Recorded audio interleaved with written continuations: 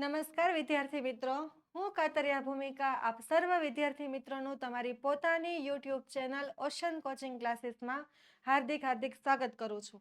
તો આપણો જે 12મો પાઠ છે ચીલ ઝડપ, એના આખા જ પાઠનું વ્યવસ્થિત સમજૂતી આપણે મેળવી લીધી છે અને આજે આપણે એના પાર્ટ 2ની અંદર આ ચીલ ઝડપ જે આપણો સરસ મજાનો પાઠ છે ચોરીવાળો, એના સંપૂર્ણ સ્વાધ્યાયનું સોલ્યુશન આપણે જોવાના છીએ.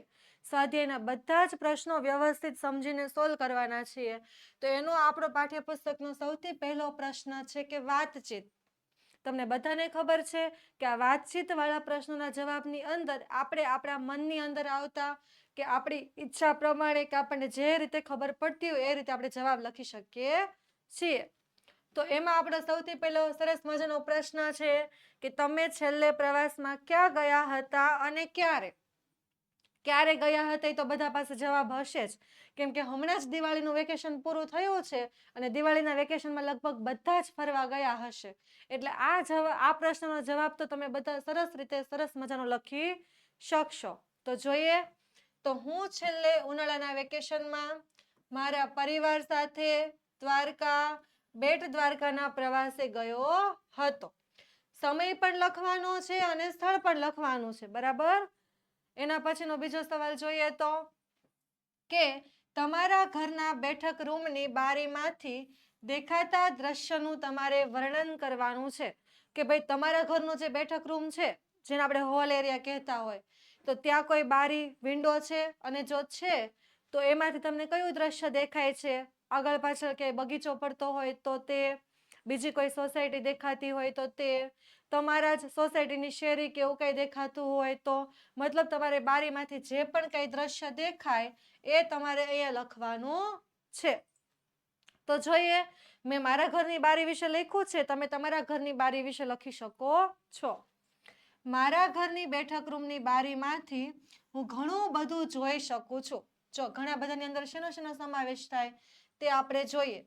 તો સામે એક મોટો ટાવર બિલ્ડિંગ, એટલે કે મોટી ટાવરની બિલ્ડિંગ આવેલી છે, જેની બારીઓમાંથી રાત્રે રંગબેરંગી લાઈટો ચમકે છે.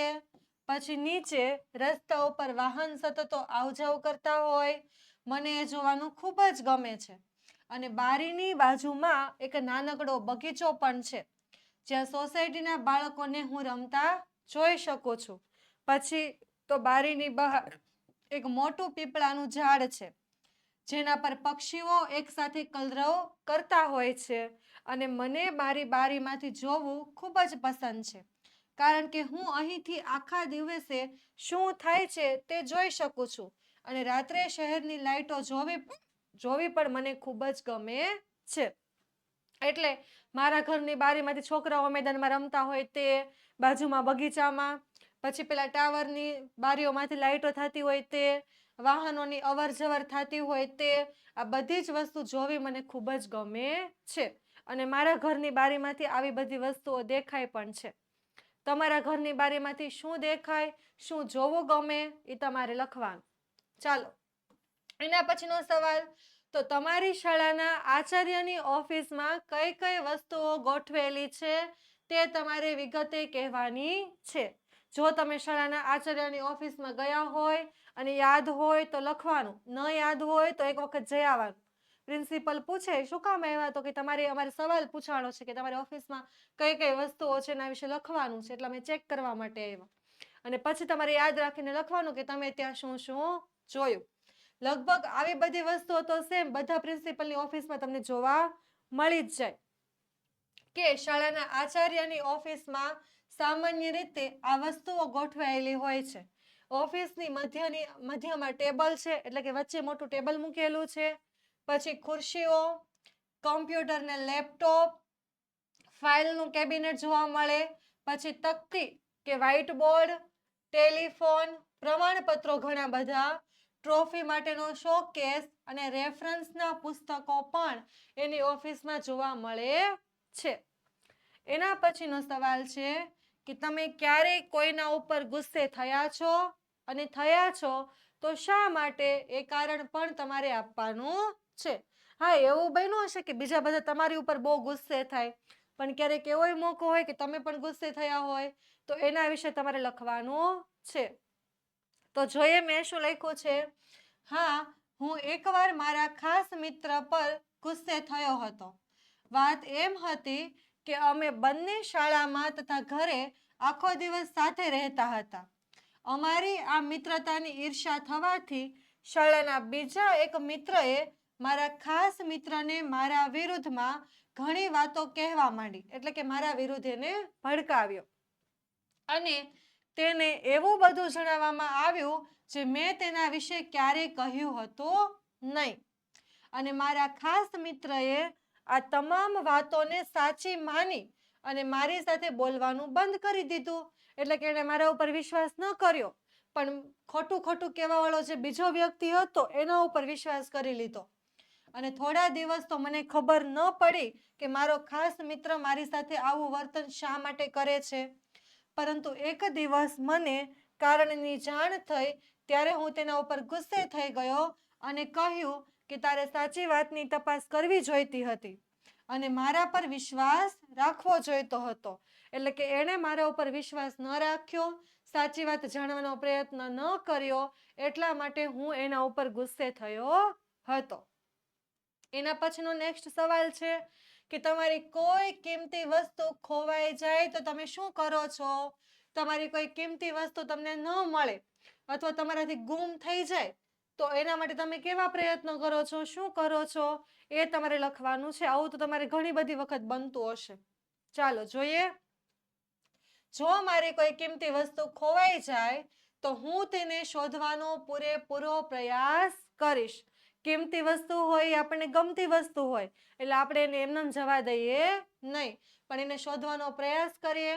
અને હું એવી તમામ જગ્યાઓએ તેને શોધીશ કે જ્યાં તે કિંમતી વસ્તુ હોવાની સંભાવના હોય, કે જ્યાં જ્યાં એ વસ્તુ હું વારંવાર મૂકતો હોય, લેતો હોય, એવી બધી જ જગ્યાએ હું એનું ચેકિંગ કરીશ અને મિત્રોને પૂછીશ અને ઘરમાં સૌ જગ્યાએ શોધ કરીશ. જો તે ન મળે તો માતા પિતા કે શાળાના શિક્ષકોને જાણ કરીશ અને મને ખાતરી છે કે સૌની મદદથી મને તે કિંમતી વસ્તુ ચોક્કસ મળી જશે. પેલા જાતે ગોતવાનો પ્રયત્ન કરીશ, બધી જગ્યાએ ચેક કરીશ, નહીં ખબર પડે તો ઘરમાં ખોવાણી હશે તો મમ્મી પપ્પાને અને સ્કૂલમાં ખોવાણી હશે તો શિક્ષકોને અને મિત્રોને. આવી રીતે હું પૂછપરછ કરીશ તો મને મારી કિંમતી વસ્તુ મળી જશે. બરાબર. હવે એના પછીનો સવાલ કે તમારા વર્ગખંડમાં કોઈની વસ્તુ ચોરાઈ જાય તો તમારા વર્ગ શિક્ષક તે કેવી રીતે શોધી કાઢે છે. અત્યારે તો સીધો અને સરળ ઉપાય છે કેમેરા ચેક કરી લેવા.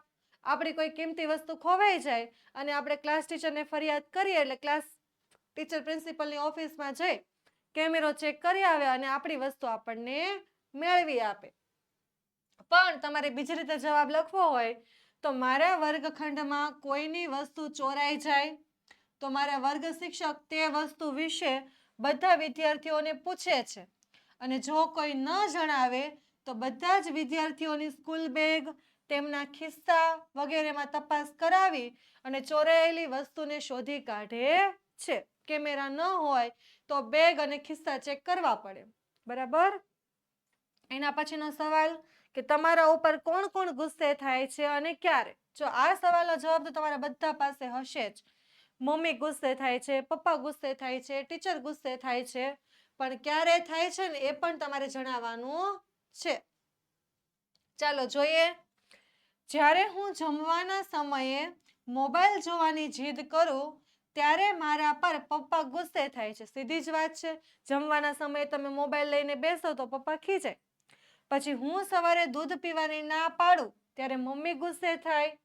પછી રમતી વખતે મારા ઉપર દાવ આવે અને હું ઘરે જવાનું કહું, દાવ દેવો ન પડે એટલે ગેમમાંથી છટકી જવાની વાત કરીએ તો મિત્રો પણ ગુસ્સે કરે અને બીજી વખત આપણને રમાડે પણ નહીં. અને હોમવર્ક લઈને ન જઈએ તો ટીચર પણ ગુસ્સે થાય. ચાલો એના પછીનો 8મો સવાલ કે તમને કોઈનું ખોવાયેલું પાકીટ કે પર્સ મળે તો તમે શું કરશો. શું એ પાકીટને રાખી લેશો, એમાંથી પૈસા કાઢીને લઈ લેશો અને પાકીટ ત્યાં મૂકી દેશો, શું કરશો? એનો જવાબ તમારે આપવાનો છે. તો જો મને કોઈનું ખોવાયેલું પાકીટ કે પર્સ મળે તો હું તેમાં જે તે વ્યક્તિની માહિતી શોધવાનો પ્રયત્ન કરીશ કે એનું કોઈ કાગળ કે કઈ બિલ કે એનું આઈડી કાર્ડ કે એવું કાંઈ પણ પર્સમાં હોય તો એ શોધવા માટેના પ્રયત્ન કરવાના. જો તેમાં તેમનો મોબાઈલ નંબર મળે તો હું માતા પિતાને કહી અને તેમને જાણ કરી અને તેમનું પાકીટ કે પર્સ પરત આપી દઈશ.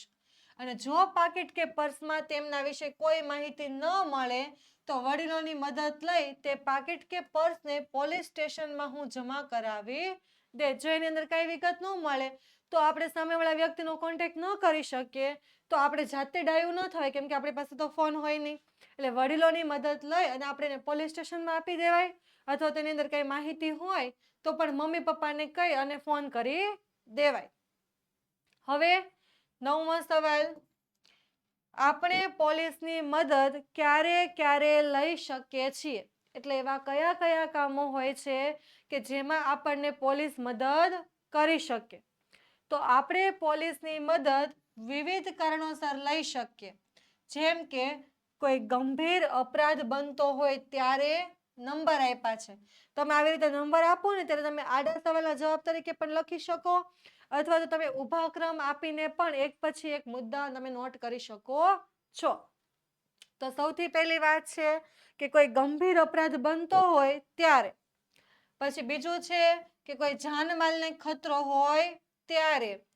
ત્રીજું તો દુર્ઘટના કે ઈજા થઈ હોય. દુર્ઘટના એટલે કે આગ લાગવી, અકસ્માત થયું હોય, એવી કંઈક ઈજા થઈ હોય તો પણ તમે એની હેલ્પ લઈ શકો. પછી ચોથું તો કોઈ વ્યક્તિ ગુમ થઈ ગયું હોય, ખોવાઈ ગયું હોય તો એને શોધવા માટે. પછી પાંચમું, ઘરફોડ કે ચોરી જેવી ઘટના બની હોય ત્યારે. અને છઠ્ઠું, જાહેર શાંતિ ભંગ થઈ જતી હોય ત્યારે. અથવા તો સાતમું, જો કોઈ ગુનાખોર તમને દેખાય કે તમને કઈ ધમકી આપે કે બીજા કોઈને કઈ ધમકાવતું હોય કે એવું કરતું હોય તો તમે ચોક્કસ પોલીસની મદદ લઈ શકો છો અને પોલીસ તમને મદદ કરી શકે છે. 10મો સવાલ છે, તમારા પર્સમાં તમે કઈ કઈ વસ્તુઓ મૂકો છો? તમારા પર્સમાં તમે કઈ કઈ વસ્તુઓ સાથે રાખો છો એ તમારે અહીંયા બતાવવાની, દર્શાવવાની છે. સૌથી પહેલા તો તમે પર્સ રાખો છો કે નહીં એ જ મોટો સવાલ છે. ચાલો, મારા પર્સમાં હું મારા પરિવારના ફોટાની નાની સાઈઝની કોપી રાખું છું. તેની નીચે મારા ઘરનું એડ્રેસ રાખું છું, ક્યારેક ગુમ થઈ જાય, ખોવાઈ જાય તો કામ લાગે. પછી મારા પપ્પાનો મોબાઈલ નંબર લખેલી કાપલી પણ રાખું છું. તેમાં મને પોકેટ મની તરીકે મળતા પૈસા પણ રાખું છું. આ ઉપરાંત કોઈ અગત્યનો સાચવવાનો કાગળ હોય તો તેને પણ હું પર્સની અંદર મૂકું છું. પૈસા રાખી શકાય, કોઈ અગત્યના કામના કાગળો રાખી શકાય, ઘરનું એડ્રેસ, પરિવારનો ફોટો અને પપ્પાના મોબાઈલ નંબરની કાપલી, એટલી વસ્તુ પર્સમાં રાખે છે. હવે જુઓ વિદ્યાર્થી મિત્રો, આ નવા પુસ્તક, પાઠ્યપુસ્તકના જે આપણે દરેક પાઠની સમજૂતી મેળવીએ છીએ અથવા તો અત્યારે જેના સ્વાધ્યાયનું સોલ્યુશન આપણે મેળવી રહ્યા છીએ એ બધાની જ તમને કલરફુલ PDF મળી શકે છે. તો એ મેળવવી હોય તો શું કરવાનું છે?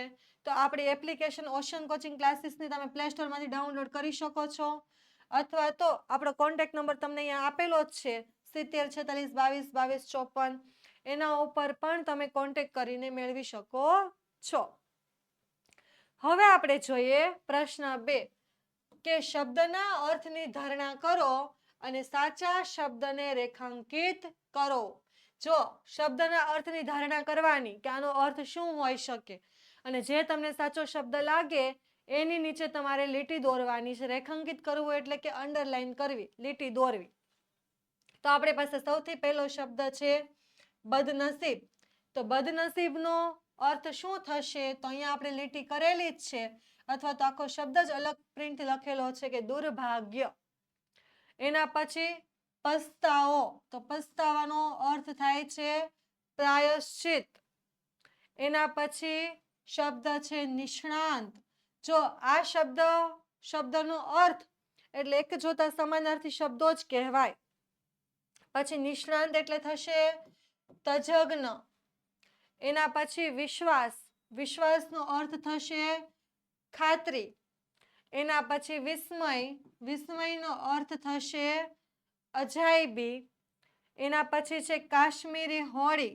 તો કાશ્મીરી હોળીનો અર્થ આપણે પાઠમાં આવી ગયો છે શિકારો. પછી નેક્સ્ટ જોઈએ તો પ્રશ્ન 3 કે આપેલા શબ્દનો સાચો અર્થ ધરાવતા વાક્યની સામે તમારે ખરાની નિશાની કરવાની છે. તમને એક શબ્દ આપેલો છે, જેમ કે અહીંયા પહેલો શબ્દ છે બદનસીબ. પછી તમને નીચે 2 વાક્યો આપેલા છે. આ બંને વાક્યોને તમારે વાંચવાના અને બદનસીબનો જો કોઈ સાચો અર્થ ધરાવતું તમને વાક્ય મળે તો એમાં તમારે ખરાની નિશાની કરી દેવાની. તો જોઈએ આપણે બંને વાક્યને વાંચી લઈએ પહેલા કે આ વર્ષે મને બદનસીબે નોકરી મળી ગઈ. હવે નોકરી મળવી એ તો સદનસીબની વાત છે, તો એ બદનસીબે નોકરી મળે એ વાક્ય કોઈ દિવસ સાચું હોઈ શકે નહીં. તો સીધી વાત છે કે બીજું વાક્ય જ સાચું હશે. છતાં આપણે વાંચી લઈએ કે મારા એટલા બદનસીબ કે બસ એક જ માર્ક્સને લીધે મેરિટમાં હું ન આવ્યો. હા, ખરાબ નસીબ હોય, બદનસીબ હોય તો આપણે 1 માર્ક્સ માટે રહી જતા હોઈએ. એટલે આપણે ટીક માર્ક કરવાનું થાય અહીંયા. બરાબર? ચાલો, એના પછી છે બીજો શબ્દ નિષ્ણાંત. તો નિષ્ણાંત માટે આપણને 2 વાક્ય આપ્યા છે કે એ ગુજરાતી વિષયમાં એવા નિષ્ણાંત કે બધા એમની જ સલાહ લેતા. હા, ગુજરાતી વિષયના નિષ્ણાંત હોય તો આપણે એની સલાહ લેવી પડે. બીજું, મયંક ગાવામાં નિષ્ણાંત હતો એટલે સારી રીતે ગાઈ શકતો ન હતો. તો ખોટું છે. જો મયંક ગાવામાં નિષ્ણાંત હોય તો એ સારી રીતે ગાઈ શકે, અને સારી રીતે ન ગાઈ શકે તો આપણે નિષ્ણાંત કહી શકીએ નહીં. એટલે આની અંદર આપણું પહેલું વાક્ય સાચું છે. તો જો આની અંદર આ વાક્ય સાચું અને આની અંદર પહેલું વાક્ય સાચું. બરાબર? આવી રીતે તમારે શબ્દ જોવાનો, શબ્દના અર્થને લગતા 2 વાક્ય વાંચી લેવાના. એમાંથી તમને જે વાક્ય બંધ બેસતું લાગે એની સામે તમારે ખરાની નિશાની કરી દેવાની. ચાલો, એના પછી આગળ જોઈએ પ્રશ્ન 4. કૌંસમાં આપેલા શબ્દો વડે તમારે ખાલી જગ્યા પૂરવાની છે. એમાં સૌથી પહેલી ખાલી જગ્યા છે કે તખતમલને પોતાના ખરાબ વર્તન માટે ખાલી જગ્યા થયો હતો. તો એ ખાલી જગ્યાનો જવાબ આવશે ક્ષોભ. કે તખતમલને પોતાના ખરાબ વર્તન માટે ક્ષોભ થયો હતો. હવે બીજી ખાલી જગ્યા છે કે ખાલી જગ્યા મિરાન્ડાએ ખાલી જગ્યા કરી પાકીટ તફડાવી લીધું. તો જાદુગર મિરાન્ડાએ હાથ ચાલાકી કરી અને પાકીટ તફડાવી લીધું એવું બધા માનતા હતા, પણ એવું બન્યું હતું નહીં. એના પછી ઇન્સ્પેક્ટર કુમારે બધાની ઉલટ તપાસ કરી હતી. કોર્ટ ને બધી વસ્તુ કઢાવી લે ને તો એ ઉલટ તપાસ કહેવાય. તો જોઈએ આગળ, કેટલાક નાટ્ય કલાકારો રંગભૂમિ ઉપર હતા તો કેટલાક ખાલી જગ્યા હતા પ્રેક્ષકોમાં હતા, એટલે કે જોવાવાળાઓમાં.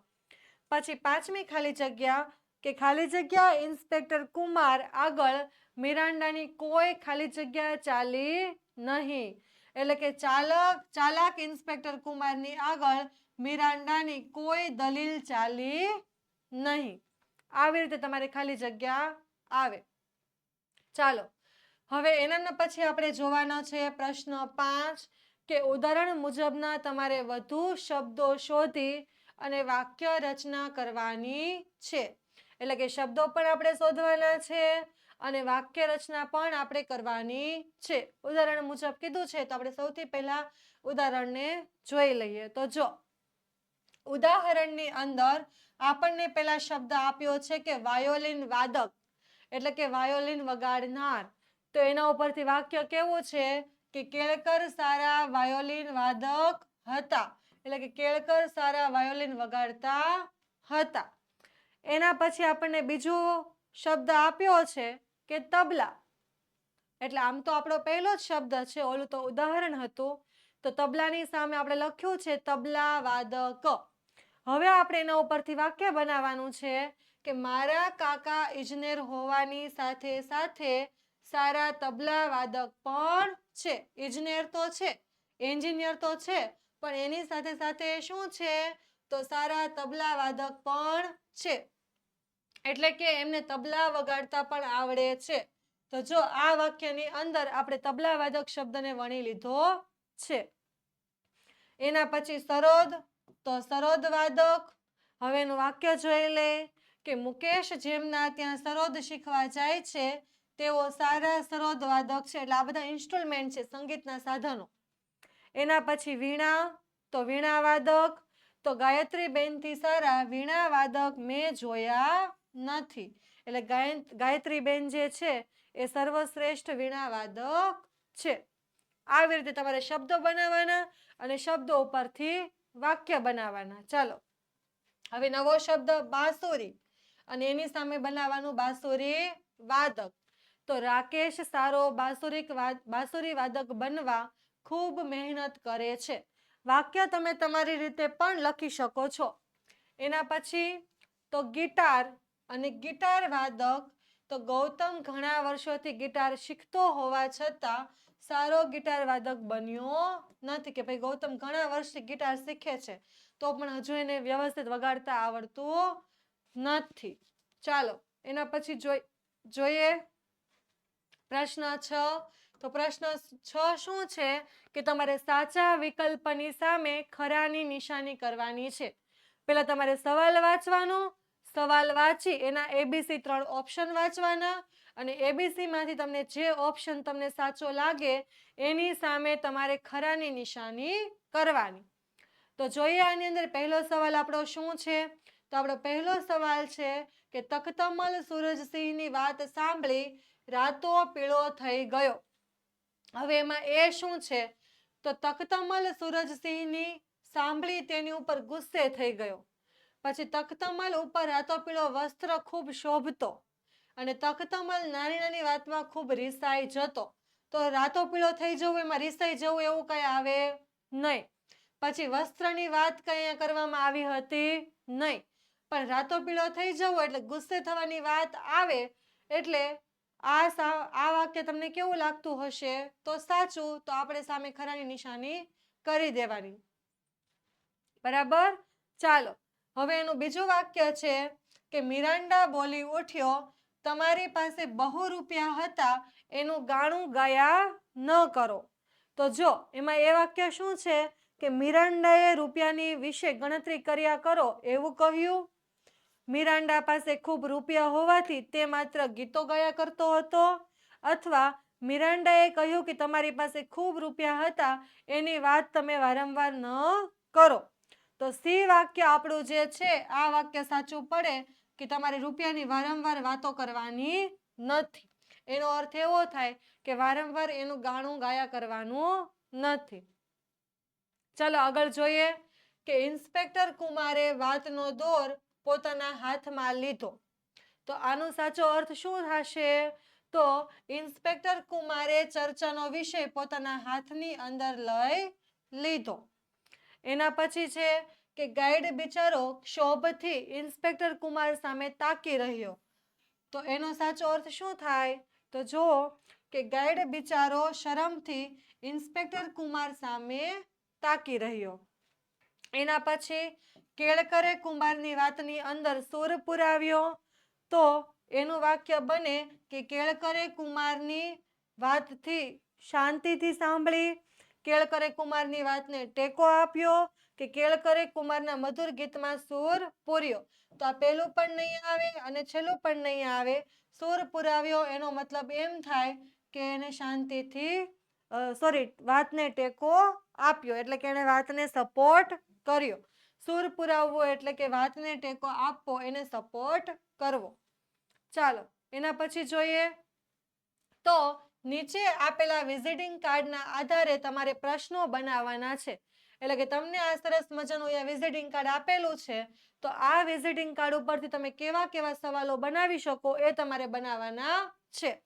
સૌથી પહેલું આપણને એક એક્ઝામ્પલ આપ્યું છે આના ઉપરથી એક સવાલ બનાવીને કે આ વિઝિટિંગ કાર્ડ કોનું છે. બરાબર. તો સત્યમેવ જયતે, શાંતિ સુરક્ષા સાહસ સલામતી. તો જોઈને એવું લાગે છે કે પોલીસ ખાતાનું કે એવું કંઈક હોય તો એનું વિઝિટિંગ કાર્ડ તમને લાગે છે. પણ તમે આવી રીતે તમારે સવાલ બનાવવાના છે, જવાબ આપવાના છે નહીં. તો જોઈએ પહેલો સવાલ કે કાર્ડમાં દર્શાવેલા વ્યક્તિનો જન્મ ક્યારે થયો હતો. તો જોઈએ જન્મ તારીખ આપેલી છે. પછી શ્રી LR કુમારનો હોદ્દો કયો છે? તેનો હોદ્દો અહીંયા આપેલો છે કે પોલીસ ઇન્સ્પેક્ટર. પછી તેમનો ઓળખપત્ર નંબર શું છે? તો તેમનો ઓળખપત્ર નંબર અહીંયા તમને આપેલો છે, આ રહ્યો. પછી તેઓ કયા જિલ્લા યુનિટમાં ફરજ બજાવે છે? તો આ રહ્યો જિલ્લા યુનિટ અમદાવાદ શહેર મુખ્ય કચેરી DCP ઝોન વી અમદાવાદ શહેર. પછી કાર્ડ ક્યારે ઇસ્યુ કરવામાં આવે છે? કે કાર્ડ ઇસ્યુ કરવામાં આવ્યું તારીખ 22/8/2022. પછી કાર્ડની ઉપર કયું સૂત્ર લખેલું છે? તો કયું સૂત્ર લખેલું છે તમારે કહેવાનું, બરાબર? તો કાર્ડની ઉપર સૂત્ર લખેલું છે કે સત્યમેવ જયતે. પછી તેમની મુખ્ય કચેરી કયા શહેરની અંદર આવેલી છે? તો એની મુખ્ય કચેરી તમારે લખી દેવાની કયા શહેરની અંદર આવી હોય તે. પણ અહીંયા ફક્ત ને ફક્ત તમારે નામ જ એટલે સવાલ જ બનાવવાના છે. જો અહીંયા એવો પણ સવાલ બની શકે કે એનું નામ શું છે, કોનું વિઝિટિંગ કાર્ડ છે, નીચે બીજું સૂત્ર શું આપેલું છે, આની માન્ય તારીખ કઈ છે. આવા ઘણા બધા સવાલ તમે બનાવી શકો છો. આ રીતે તમારે વિઝિટિંગ કાર્ડમાં જવાબ તમને મળી જાય એ જોતા જવાના અને એના આધારે તમારે સવાલ બનાવતા જવાના છે. આ રે કાર્ડની માન્ય તારીખ વાળો સવાલ પૂછેલો જ છે, બરાબર?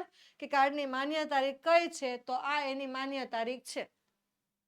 વિઝિટિંગ કાર્ડની અંદર જે માહિતી આપેલી હોય એના આધારે તમે સવાલ બનાવી શકો છો. એમાં તમારે જવાબ લખવાની જરૂર છે નહીં. હવે નીચે આપેલા વાક્યોને તમારે ઘટનાક્રમની અંદર ગોઠવવાના છે.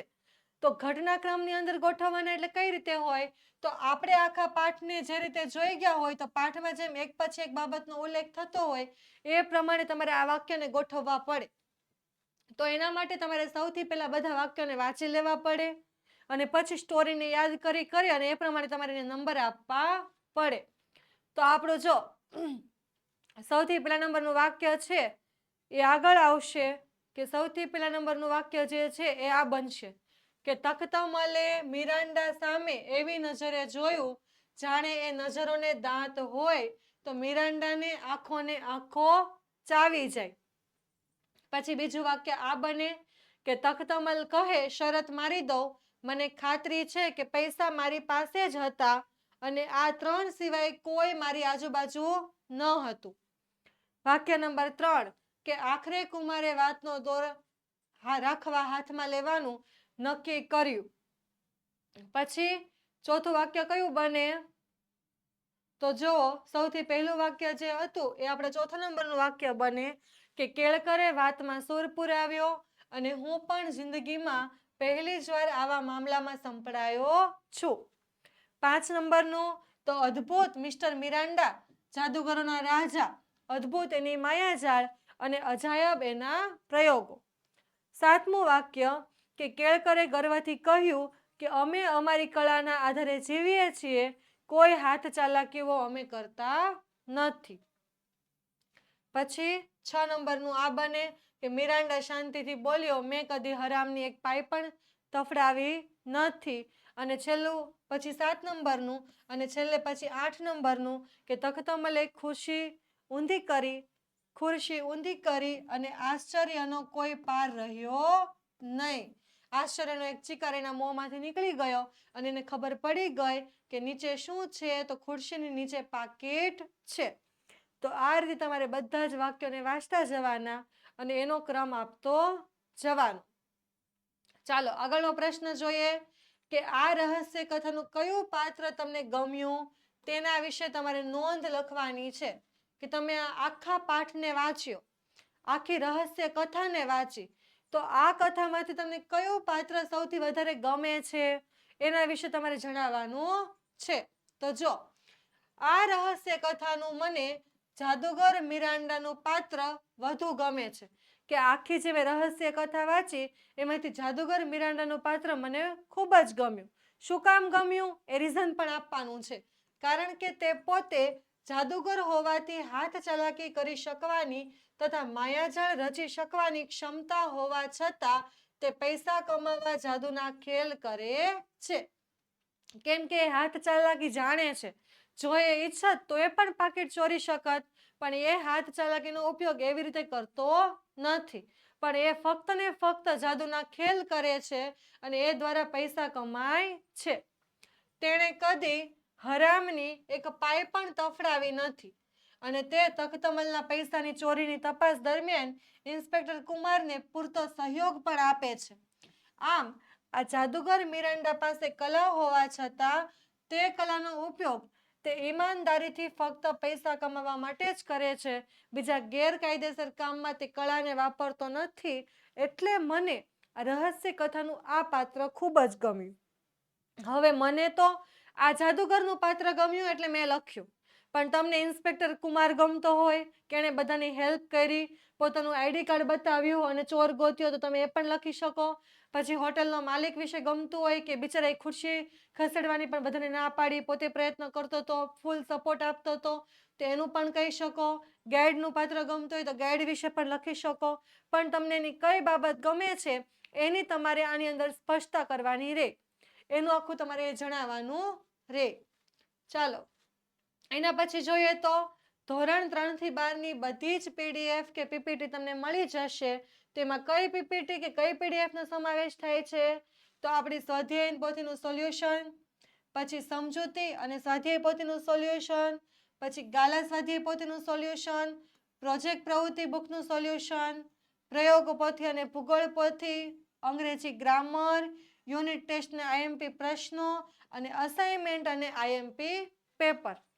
તો એના માટે આપણો ઓશન કોચિંગ ક્લાસીસનો જે આ કોન્ટેક્ટ નંબર છે 7046222254, અથવા તો એપ્લિકેશન ઉપર આપણી જે ઓશન કોચિંગ ક્લાસીસની આ વેબસાઇટ છે, એપ્લિકેશન છે ઓશન કોચિંગ ક્લાસીસની, એ એપ્લિકેશનમાંથી પણ તમે આ મેળવી શકો છો.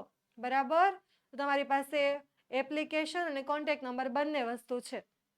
હવે પ્રશ્ન 10 આપણો શું છે કે ઇન્સ્પેક્ટર કુમાર, પછી નરેન્દ્ર કેળકર, સુરેન્દ્ર નહીં, નરેન્દ્ર આવશે, નરેન્દ્ર કેળકર, પછી તખ્તમલ અને મિરાન્ડા વચ્ચેના સંવાદને તમારે આગળ વધારવાનો છે.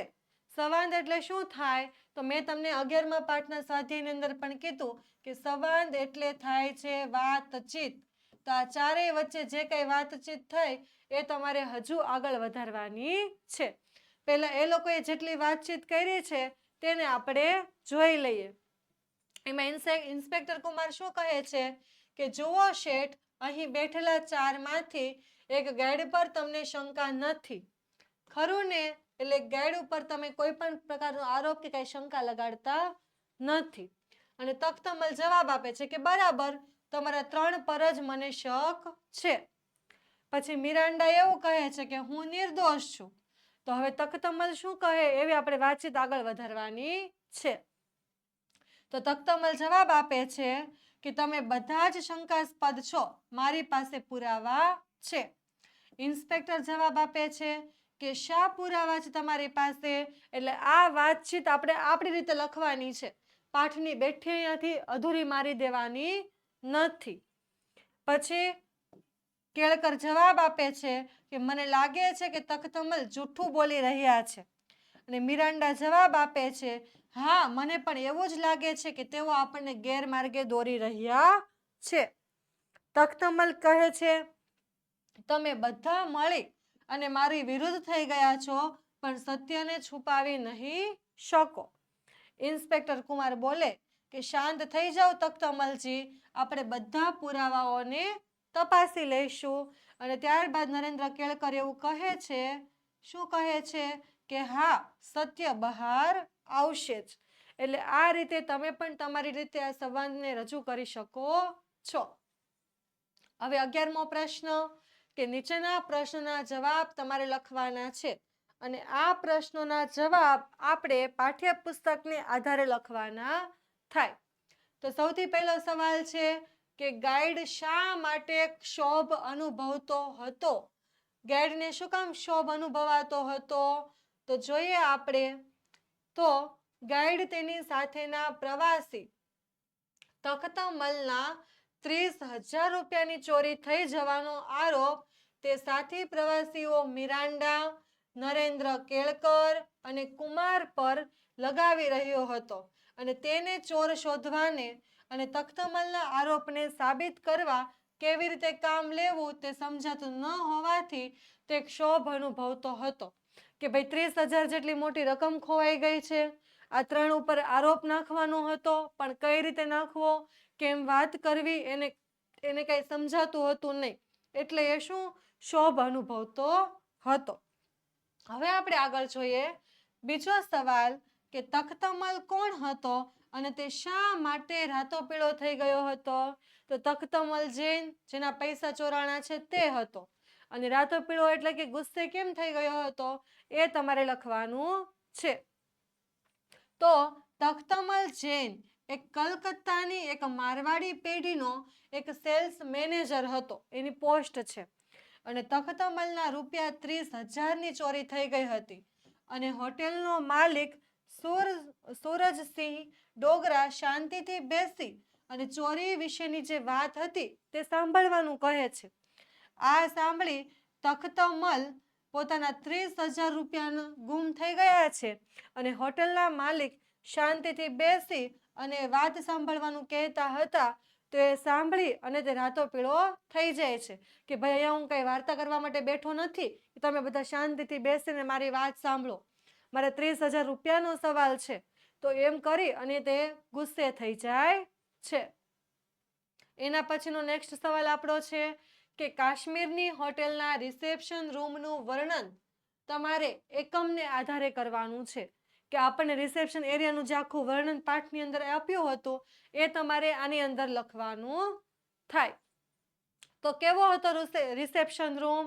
તો જો કે કાશ્મીરની હોટેલના રિસેપ્શન રૂમની દિવાલને અડીને એક ઊંચું ટેબલ હતું. એની સામે 6 થી 7 ખુરશીઓ હતી. રૂમની એક તરફ મોટી બારી હતી જેમાંથી કાશ્મીરના હિમાચ્છાદિત શિખરોનું મનોરમ્ય દ્રશ્ય દેખાતું હતું. અને ટેબલની સામે એક બારણું પણ હતું જ્યાંથી પછીથી 2 માણસોએ એન્ટ્રી પણ લીધી હતી. એટલે આ આખો જે રિસેપ્શન રૂમ વાળો એરિયો જે છે એનું વર્ણન જે છે એ તમારે આ જવાબની અંદર કરવાનું થાય. એના પછી જોઈ લઈએ ચોથો સવાલ. તો રહસ્ય કથામાં કયા કયા મુખ્ય પાત્રો મહત્વની ભૂમિકા ભજવે છે? એટલે કે આપણે જે રહસ્ય કથા વાળો આખો પાઠ ભણી ગયા, જે આખી આપણી વાર્તા ભણી ગયા, તો એમાં કયા કયા પાત્રો જે છે એ મહત્વની ભૂમિકા ભજવે છે એ તમારે કહેવાનું છે. તો લખીએ એનો જવાબ. તો રહસ્ય કથામાં ગુજરાતના ઇન્સ્પેક્ટર કુમાર, પછી કલકત્તાની એક મારવાડી પેઢીનો સેલ્સ મેનેજર તખ્તમલ જૈન, પછી ગોવાનો રહેવાસી જાદુગર મિરાન્ડા, પછી મહારાષ્ટ્રીયન વાયોલિન વાદક નરેન્દ્ર કેળકર અને હોટેલનો માલિક સૂરજસિંહ ડોગરા. આ લોકો જે છે એ આ કથાની અંદર મહત્વના પાત્રો છે, મહત્વની ભૂમિકા પણ ભજવે છે. ચાલો એના પછીના 5મો સવાલ કે આ રહસ્ય કથાનું જે શીર્ષક છે, જે હેડિંગ છે ચીલ ઝડપ, એને શા માટે રાખવામાં આવ્યું હશે? તમને શું લાગે છે કે આનું નામ ચીલ ઝડપ જ કેમ પાડ્યું? આ તો ચોરીને લગતો પાઠ છે, ચોરીને લગતી વાત છે. તો જોઈએ આનો જવાબ કે આ રહસ્ય કથામાં તખ્તમલનું પાકીટ બરફ પર સરકવાની રમત જોવા ગયા ત્યાં થોડાક જ સમયમાં તેના ખિસ્સામાંથી પાકીટ કે જેમાં 30,000 રૂપિયા હતા તેની ચીલનો અર્થ શું થાય છે? સમડી. સમડીની ઝડપથી ચોરી થઈ ગઈ. તેથી આ રહસ્ય કથાનું નામ શું પાડવામાં આવ્યું? શીર્ષક કે ચીલ ઝડપ. કેમ કે ચીલ એટલે સમડી, સમડીની ઝડપથી પાકીટ ચોરાઈ ગયું એટલા માટે. એના પછીનો આપણો 6થો સવાલ કે રહસ્ય કથાને આધારે કાશ્મીરની કોઈ પણ 2 વિશેષતા તમારે જણાવવાની છે. ભાઈ એમાં વચ્ચે વચ્ચે પ્લેસનું વર્ણન પણ આવ્યું હતું, બગીચો અને એવી રીતે. તો આ પાઠને આધારે તમારે સરસ મજાના જે 2 સ્થળો હોય એ 2 વિશેષતા તમારે કોઈ પણ દર્શાવવાની છે. તો જુઓ, રહસ્ય કથાને આધારે કાશ્મીરની 2 વિશેષતા. એમાં સૌથી પહેલી છે શાલીમાર બાગ અને બીજું છે બરફ પર સરકવાની રમત. જે ગાઈડે 2 ટુકડી બનાવી હતી અને બંને ટુકડી અલગ અલગ જગ્યાએ ફરવા ગઈ હતી તે. એના પછી જોઈએ તો 7મો સવાલ કે તખતમલ કઈ બાબતે શરત મારવા તૈયાર થઈ જાય છે અને શા માટે? શરત પણ કહેવાની છે અને એ શરતનું રીઝન પણ તમારે કહેવાનું છે. તો જો તખતમલ તેની સાથેના પ્રવાસી મિરાન્ડા અથવા નરેન્દ્ર કેળકર પાસે જ પોતાના ચોરી થયેલા 30,000 રૂપિયા હોવાની ખાતરી બાબતે શરત મારવા એ તૈયાર થઈ જાય છે. એવું એને શું કામ લાગે છે? કારણ કે જ્યારે તેઓ બરફ ઉપર સરકવાની રમત જોવા ગયા હતા ત્યારે તખતમલ પાસે પાકીટમાં પૈસા હતા અને તેઓ રમત જોવા ગયા ત્યારે તેની સાથે મિરાન્ડા, નરેન્દ્ર કેળકર અને કુમાર હતા. પણ કુમાર ઇન્સ્પેક્ટર હોવાથી બાકી બચી ગયેલા બેમાંથી જ કોઈ એક વ્યક્તિએ પૈસા લઈ લીધા હોય એવી ખાતરી તખતમલને હોવાથી તે શરત મારવા માટે તૈયાર થઈ જાય છે. એમ તો 4 વ્યક્તિ હતા પણ એ સમયે ગાઈડ ત્યાં હાજર હતો નહીં એટલે 3 વધ્યા. એમાંથી પણ કુમાર ઇન્સ્પેક્ટર નીકળ્યા એટલે છેલ્લે 2 વધે છે એટલે 2માંથી જ કોઈ એક હશે એવી શરત મારવા માટે એ તૈયાર થઈ જાય છે. હવે જોઈએ 8મો સવાલ તો તખતમલને ગાઈડ ઉપર શંકા શા માટે નથી? એને ગાઈડ ઉપર કેમ કઈ શંકા ન કરી? એને કેમ કઈ ન પૂછ્યું? તો જોઈએ કે જ્યારે ગાઈડ તખતમલ અને તેની સાથેના પ્રવાસીઓને શ્રીનગરના પ્રખ્યાત સ્થળો જોવા માટે લઈ જાય છે ત્યારે ગાઈડે 2 ટુકડીઓમાં વહેંચાયેલા મુસાફરોમાંની પહેલી ટુકડીને શાલીમાર બાગ તરફ લઈ જાય છે અને બાકીની બીજી ટુકડી જેમાં તખતમલને બરફ પર સરકવાની રમત જોવા માટે ગયા ત્યારે તેમની પાસે પાકીટમાં પૈસા હતા. આથી તખતમલને ગાઈડ ઉપર પૈસા ચોરવા માટે કોઈ શંકા હતી નહીં કેમ કે એ વખતે એ તખતમલની સાથે હતા જ નહીં એટલા માટે એ શાલીમાર બાગવાળી ટુકડી સાથે એની સાથે ગયા હતા. હવે આપણે 9મો સવાલ છે કે આલ્ફેન્ઝો મિરાન્ડા કોણ હતો? તેના વિઝિટિંગ કાર્ડ ઉપર શું લખ્યું હતું? આલ્ફેન્ઝો મિરાન્ડા એટલે કે આપણો પેલો જાદુગર, તો એ કોણ હતો? એને વિઝિટિંગ કાર્ડ ઉપરથી શું ખબર પડે છે? તો જો આલ્ફેન્ઝો મિરાન્ડા એ જાદુગર હતો અને તેના વિઝિટિંગ કાર્ડ ઉપરથી અદ્ભુત મિસ્ટર મિરાન્ડા, જાદુગરોના રાજા, અદ્ભુત એની માયાજાળ અને અજાયબ એના પ્રયોગો આવું બધું લખેલું હતું. તમને એવું પણ પૂછે નરેન્દ્ર કેળકર કોણ હતા? તો નરેન્દ્ર કેળકર હતા વાયોલિન વાદક અને એને કઈ બાબતનો ગર્વ હતો? તો જો નરેન્દ્ર કેળકર જે છે એ નરેન્દ્ર કેળકર એક વાયોલિન વાદક હતો અને તેના કુટુંબમાં 3 પેઢીથી સંગીતનો વારસો ઉતરી આવ્યો હોવાનો તથા તેઓ હાથ ચાલાકી કરવાના બદલે પોતાની કળાના આધારે જીવન જીવે છે એમનો એને ગર્વ હતો. કઈ વાતનો ગર્વ હતો?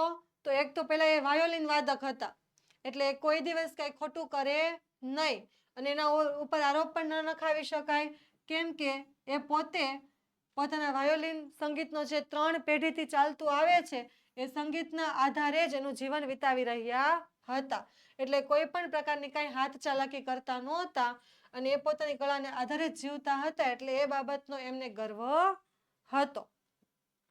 હવે જોઈએ આપણો 11મો સવાલ કે ઇન્સ્પેક્ટર કુમારે પાકીટ શોધવા માટે કોની કોની તલાશી લીધી? કયા કયા વ્યક્તિની તલાશી લે છે અને કેવી રીતે લે છે એ પણ તમારે કહેવાનું છે. તો તમને ખબર જ છે કે 2 જ વ્યક્તિની તલાશી લેવામાં આવેલી હતી. હવે જો ઇન્સ્પેક્ટર કુમારે પાકીટ શોધવા માટે મિરાન્ડા અને નરેન્દ્ર એ 2ની જ તલાશી લીધી હતી.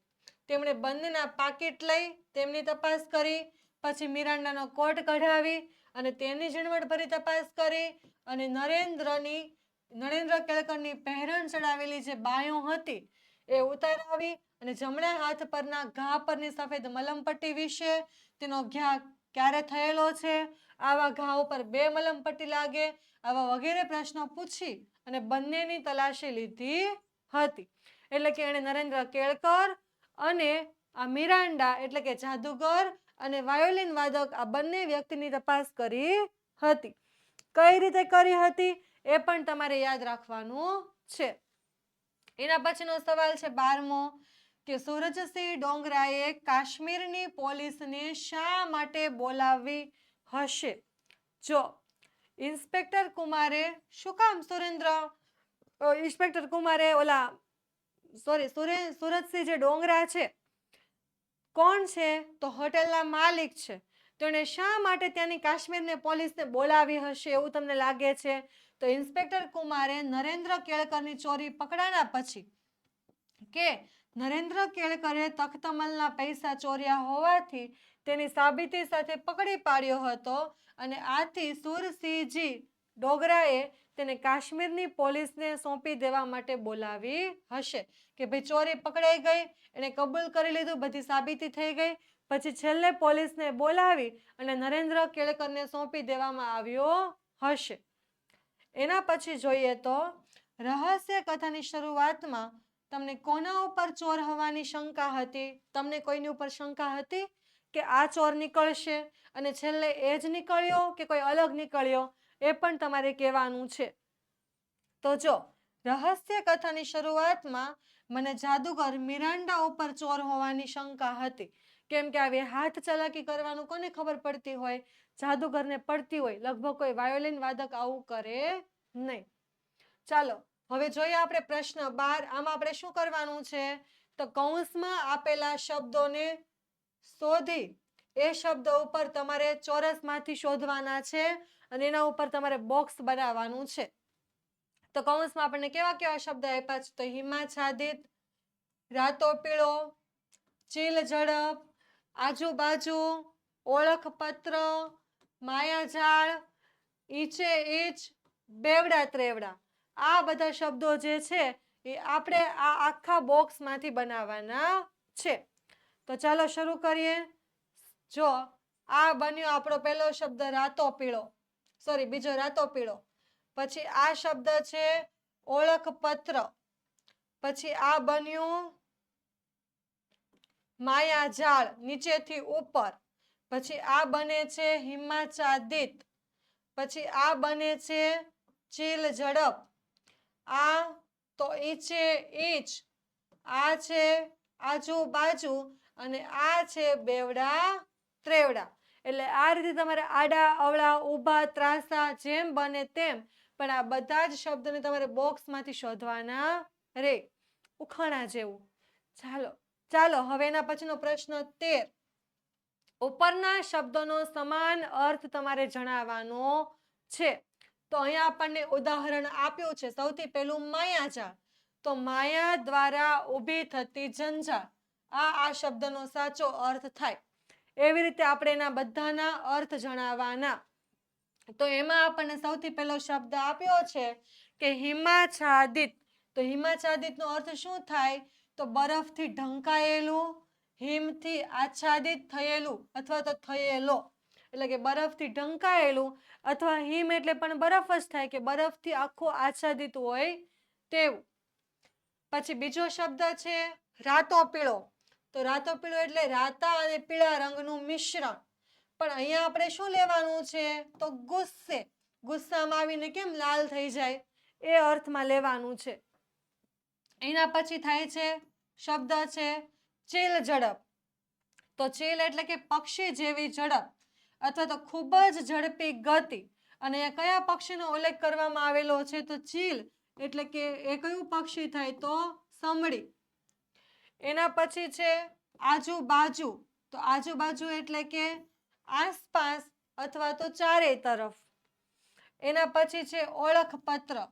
તો વ્યક્તિની ઓળખ દર્શાવતું પ્રમાણપત્ર અથવા તો કોઈ પણ આઈડી કાર્ડ. પછી ઈચે ઈચ. તો દરેક ઈંચે અથવા તો થોડા થોડા અંતરે. પછી બેવડા ત્રેવડા. તો 2 કે 3 ગણા અથવા તો બમણા કે ત્રિગુણા. આ શેના માટે વપરાણું હતું? તો પેલા કોટ માટે, કે એમાં ઘણા બધા અંદર કાપડ નાખેલા હોય એટલે બેવડા ત્રેવડા 2 કે 3 ગણા કાપડનો ઉપયોગ કરવામાં આવેલો હોય એટલા માટે. તો એવી રીતે આ શબ્દોના અર્થ થાય. હવે તમારે આખો આ પાઠના છેલ્લે સમજૂતીમાં અલંકારનો ટોપિક આપવામાં આવેલો છે. એટલે કે આની અંદર તમારે વ્યાકરણની અંદર અલંકાર શીખવાનો છે. જો કે અલંકારનો સામાન્ય અર્થ એવો થાય છે કે આભૂષણ, ઘરેણાં, પણ આ કયા આભૂષણની વાત થાય છે? તો ભાષાના. એના બધા અલગ અલગ પ્રકાર છે જે તમે એની અંદર વાંચ્યા હશે, સમજ્યા હશે. તમારે એના આધારે આના જવાબ લખવાના છે. તો જો સૌથી પહેલો પ્રશ્ન છે કે દળ દળ દળ દળ દળી પડે ભય માણસ છે. તો અહીંયા દ વાળો એક એક શબ્દ જ વારંવાર રિપીટ થાય છે અને એકનો એક વર્ણ રિપીટ થાય છે એટલે આને વર્ણાનુપ્રાસ અલંકાર કહેવાય. પછી એ જે એમાં ફૂટતું રે ઘાસ, એમાં ધરતીના શ્વાસ, એટલે અહીંયા ઘાસ અને અહીંયા શ્વાસ, આ બંને શબ્દનો પ્રાસ બેસે છે. અને જો આ એક પંક્તિ છે અને આ બીજી પંક્તિ છે એટલે બંને પંક્તિના છેલ્લા છેલ્લા શબ્દનો પ્રાસ બેસતો હોય એટલે અંત્યા.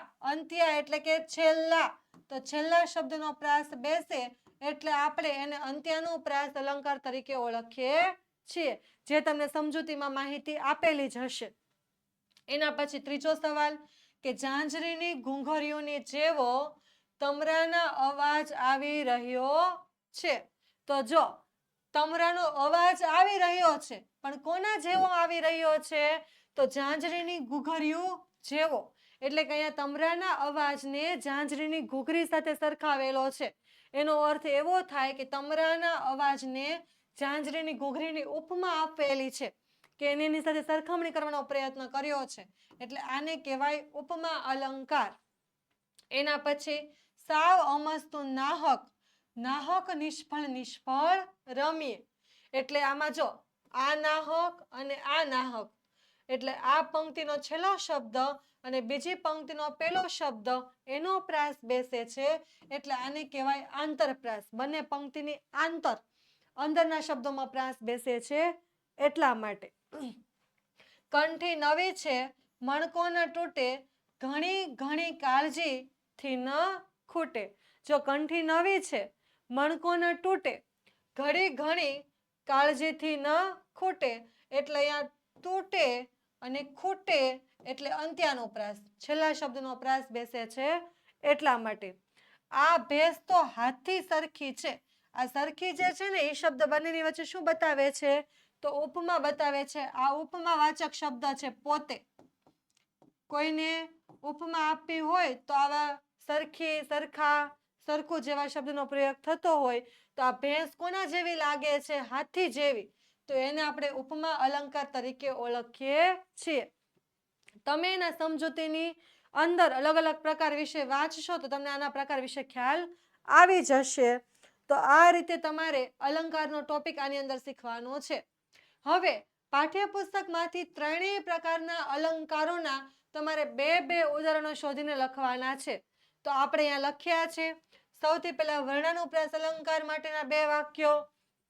તો એમાં પહેલું વાક્ય કે છળના રણમાં છાના માના મૃગજળ મૃગજળ રમીએ. તો અહીંયા છ નો પણ થયું છે, મૃગનું પણ થયું છે એટલે વારંવાર એક એક વર્ણનો રિપીટ થયું છે. માડી મીઠી સ્મિત મધુર ને ભવ્ય મૂર્તિ પિતાજી. તો મ તમે કહી શકો. એના પછી અંત્યાનુપ્રાસ એટલે કે છેલ્લા શબ્દનો પ્રાસ બેસે તે. તોય ગુલાબ રાતો તોરો, આ ડોલરિયો કેમ ગોરો. તો ગોરો અને તોરો છેલ્લા છેલ્લા શબ્દનો પ્રાસ બેઠો એટલે અંત્યાનુપ્રાસ. પછી કંઠી નવી છે મણકો ન તૂટે, ઘણી ઘણી કાળજીથી ન છૂટે. તો તૂટે અને છૂટે છેલ્લો છેલ્લો શબ્દ. બરાબર. હવે છે ઉપમા અલંકાર. તો એનું પેલું વાક્ય કે આજે તમે હાચી હાવ જડી જેવું કામ કર્યું છે. બરાબર. આજે તમે કેવું કામ કર્યું છે? હાચી હાવજડી જેવું કામ કર્યું છે. એટલે કે તમારું કામ સાચી સાવજડી સાથે સરખાવવામાં આવેલું છે એટલે ઉપમા અલંકાર. પછી બીજું તો રાજા તરીકે પોતાને સંતાન સમ વહાલી વાવની પ્રજાની સલામતી માટેનો ઉચ્ચાટ અવશ્ય છે. જો રાજાને પોતાની પ્રજા વાલી છે પણ કેવી? તો સંતાનની જેમ. એટલે સંતાનની ઉપમા આપેલી છે એટલે એ વાક્ય પણ ઉપમા અલંકારનું બને. તો વિદ્યાર્થી મિત્રો, આપણે આ 12મા પાઠનું આખું સમજૂતી જોઈ ગયા, વ્યવસ્થિત રીતે સમજી ગયા અને એ જ પાઠમાંથી એના જ બધા પ્રશ્નો, સવાલ જવાબ ને બધા જ પ્રશ્નો વ્યાકરણ સહિત પણ આપણે સરસ મજાની એની સમજૂતી પણ મેળવી લીધી. એટલે આ સાથે આપણો આ ચીલ ઝડપ વાળો 12મો પાઠ અહીંયા પૂર્ણ થાય છે. અને હવે આપણે નેક્સ્ટ લેક્ચરની અંદર 13મા કાવ્ય સાથે મળશું. બરાબર? ત્યાં સુધી જો તમને ન સમજાય તો ફરી પાછું 11મું ને 12મું જોઈ લેવું, વાંચતા રહેવું, અમારી સાથે જોડાયેલા રહેવું. Thank you so much.